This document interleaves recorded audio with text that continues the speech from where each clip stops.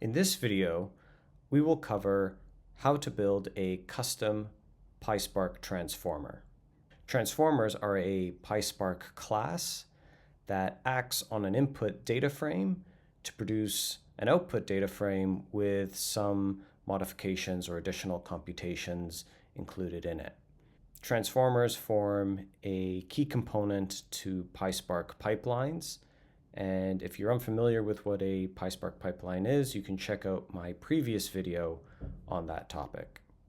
Now, the use of transformers enables us to make highly reusable modular code. And we can stack different transformers together in a pipeline to develop an entire workflow for our projects. Now, there's actually quite a lot of transformers that come whenever you install Pyspark.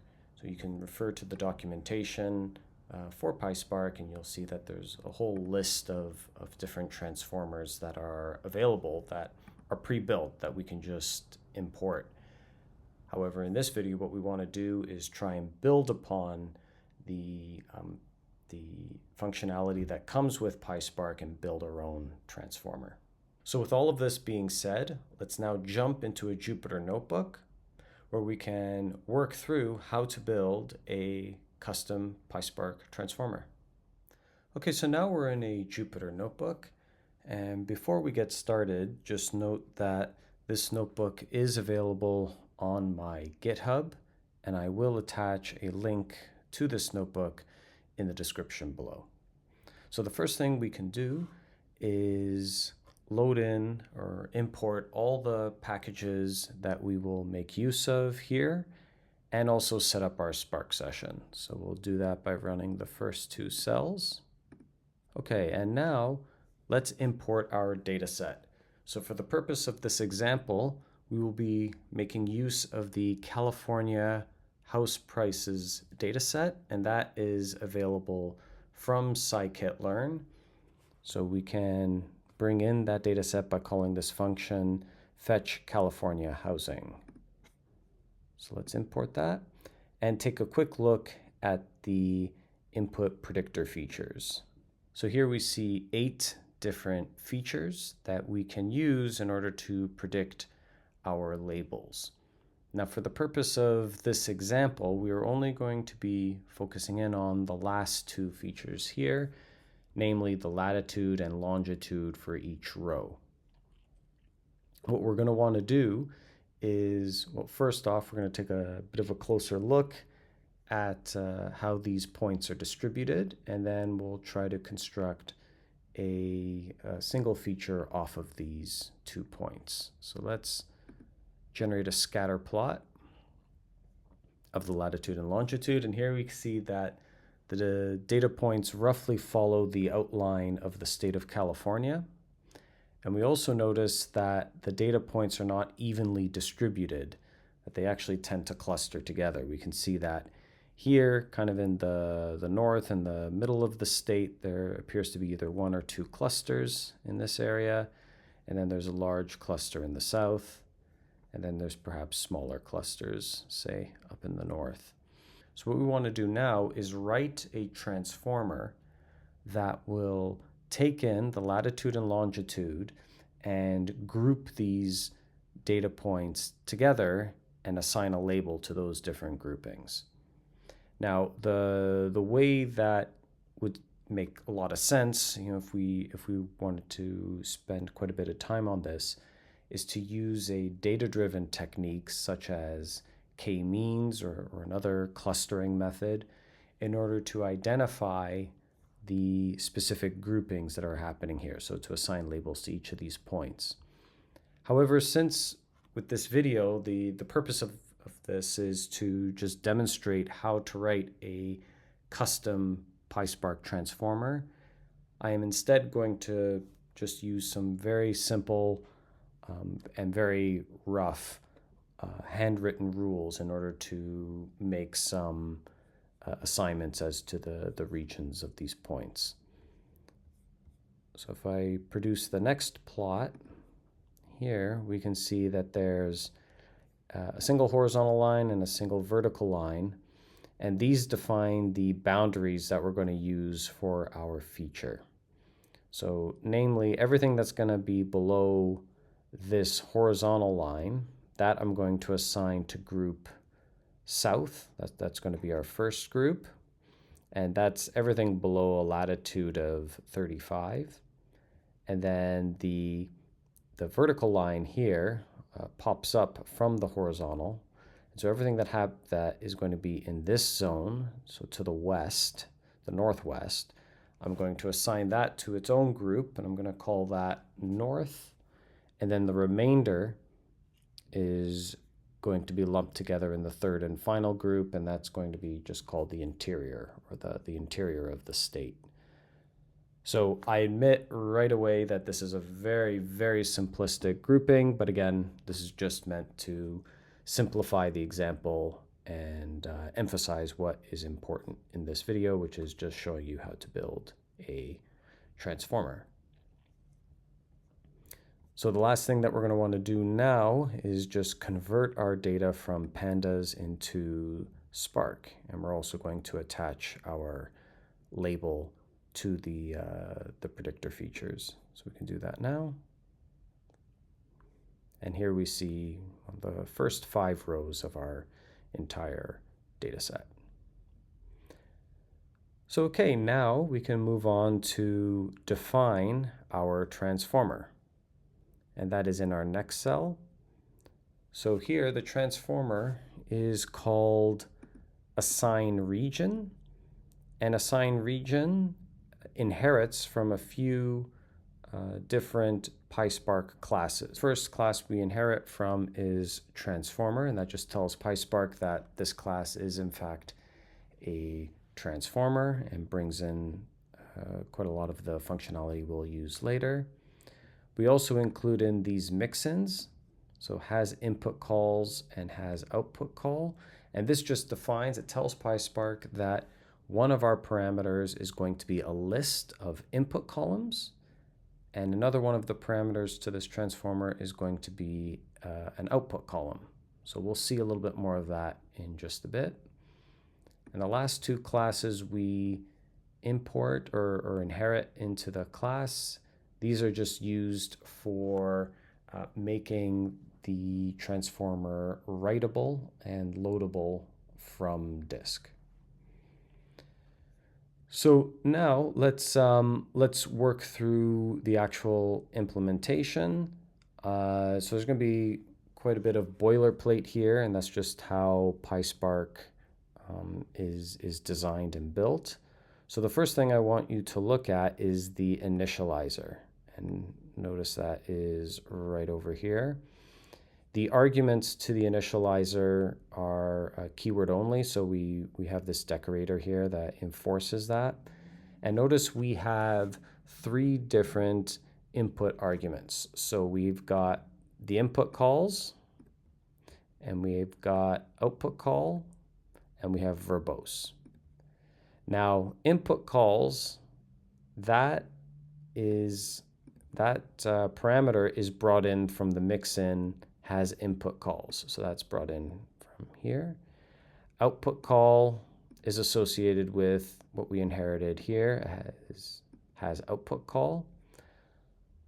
But we've also defined a custom parameter as well for this class, and that's verbose. Now for Pyspark to work with this custom parameter, we have to define this. And that is what this initial block of code does. So here we define what verbose is, and it's an instance of this class param, and this also comes in from Pyspark. And the way that we define it is as follows. So the first argument is always params_dummy, and then we list off the name of the parameter. The next argument is just a little bit of text, sort of like a help text that describes what the parameter is meant for. And then the last thing that we have to define here is just the type converter. So here we're just specifying the type of this parameter. Here we've set it to Boolean. So if we didn't include verbose here, we wouldn't have to define this parameter. If we had 2 or 3 custom parameters, you would have to define them all in this way. And so with the initializer, if we go back to it, it's going to follow a pretty standard format here. So first we have to initialize the initializers for all the classes that we have inherited. And the next thing we're going to call is this underscore set default. And this comes from inheriting the transformer class. And this just sets our default values. So this is where you can set the default values for all the input arguments. Then we're going to collect our keyword arguments. And we are going to then set our parameters to what has been passed in through the initializer using this function called set params. And now we're going to implement set params. And that comes below. So that is right here. And this function also is keyword only. And the way that this function is basically we just collect our keyword arguments, and then we use this function called set, and we just assign them. So that's basically all that's going on here. Now we're going to have a little bit more boilerplate code for our custom parameter, and here it's common practice to include a set and get function for each custom parameter. So this is already included for input calls and output call, again, through these mix-ins. So we don't need to define it in our custom implementation because we've already inherited it. But for the case of verbose, we have to flesh it out ourselves. So set verbose is just used to set the parameter value, say at a later time after initialization, and get verbose is to retrieve the value of this parameter. Okay, so that basically works through all our boilerplate. Now we can actually get to the meat of this transformer, and that is by implementing this underscore transform method. And so this is the logic that's going to be called when we call transform on an instance of this class. So the input parameter is a data frame, and then the first thing we have to do is retrieve our class parameters, or our class input arguments. And we're going to do that by calling the respective get functions. So we have get input calls, get output call, and get verbose. Now recall, again, get verbose is what we defined up above. And get input calls and get output call, those come in through our mix-ins. So we don't need to define them, but they are present. So we do it this way simply because if we don't, we won't be able to write this transformer to disk, or we won't be able to include it in a pipeline that we will then save or write to disk. This is just, again, the way that Pyspark is built. So we have to do it this way. So once we have our input parameters, we can then execute our logic. And so the way that I've done it is I have encased everything into a try except block. And if everything goes well, we are going to assign a new column. So we just do it here with df with column, which is named output column. And then we assign the regions based on what I described earlier. And if verbose is set to true and everything works out, we'll get this little message called saying that our transformer works. And if anything goes wrong, it will print out the error message as well. And that is our whole transformer in a nutshell. So we can run the cell to define the implementation. And now we can just do a quick check to see if it works. So I'm going to declare an instance of assigned region. You can see here I've set the input arguments as so, and So the input columns is just a list of latitude and longitude. And I've said that the output column should be called region, and I'm setting verbose to be true. We have that, and now we can test it on our data. And we get our message out saying that our transformer works, so this is great. We can do another just quick check to group by on the result. So group by on region and count, just to see, just to verify, get a feel for how things are looking.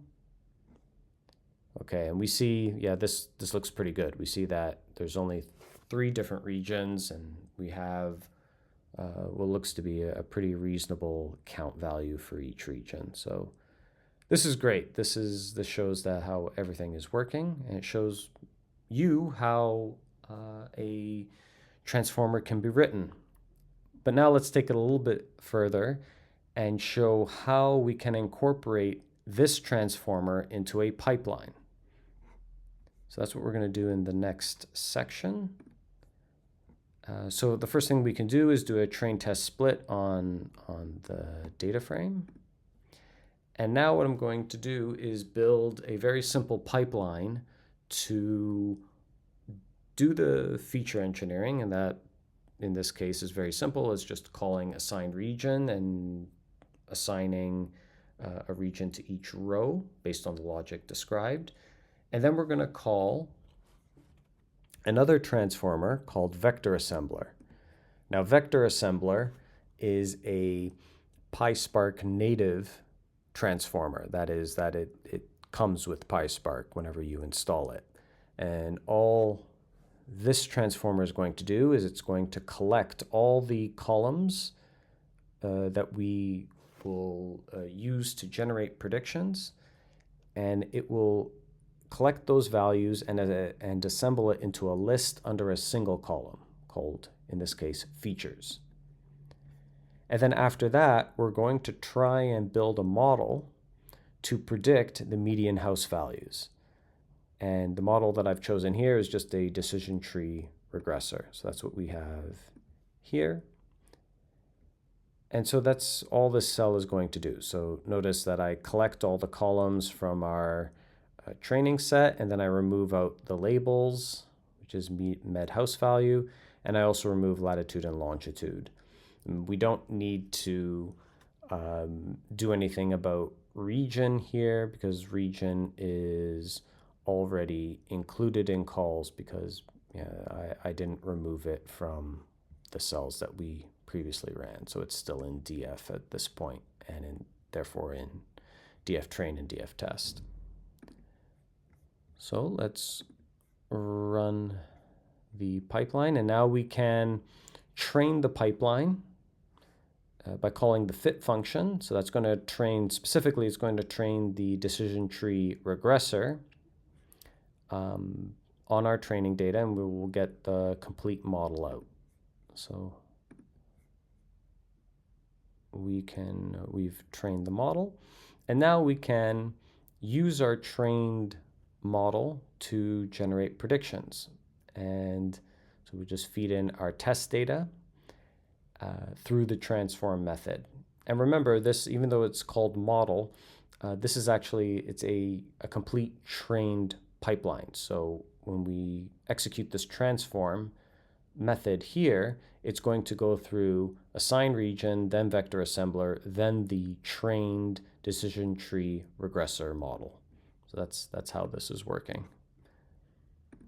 So we've got our predictions, and now we can just take a quick peek comparing the median house values with the predictions. And we see values that are not necessarily the best, but they're not outrageously bad. So that this is, I mean, these values are pretty reasonable given how simple the model is. We can then also compute the mean squared error. It's 0.5, which is reasonable. That's okay. All right, so that shows you how a custom Pyspark transformer can be incorporated into a pipeline. The last thing I want to show you is how that pipeline can be saved to disk. And so now let's say imagine, for instance, we had a much more complicated pipeline, takes say an hour or two to train. And now after all that time, we want to store the results so we can use it over many days or weeks potentially into the future.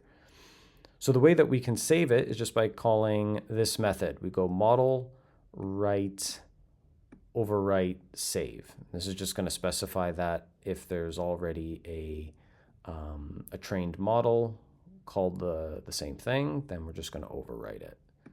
So we can execute this cell, and that will save it. And now let's load it up. So let's say we're ready to generate predictions. So the way we're going to do that is by calling the load method on pipeline model, and we just specify the path to where we saved the pipeline. So we can load it up into model 2 and then generate predictions right away with the loaded model. And here we see that these values are exactly the same as what we saw previously. So that concludes this video. I hope you learned something and got value out of this. If you like this content, please like, share, and subscribe to the channel. It is always appreciated. If you have any questions, please don't hesitate to write those in the comments below. And I will see you in the next video.